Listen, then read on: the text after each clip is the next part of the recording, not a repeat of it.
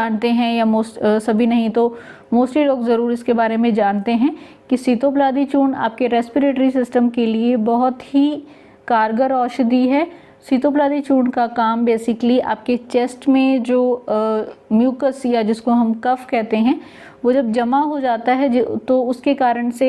कोई खांसी की प्रॉब्लम, ब्रोंकाइटिस जिसको हम कहते हैं, या निमोनिया जैसी कंडीशन भी जब खड़ी हो जाती है तो उस म्यूकस को निकालने का काम सीतोपलादी चूर्ण ने करना है। तो जैसे कि मैंने आपको कहा कि आपकी रेस्पिरेटरी प्रॉब्लम्स के लिए बहुत ही अच्छी औषधि है और आपकी चेस्ट का जमा हुआ सारा रेशा निकालने के लिए आप इसको ज़रूर इस्तेमाल कर सकते हैं।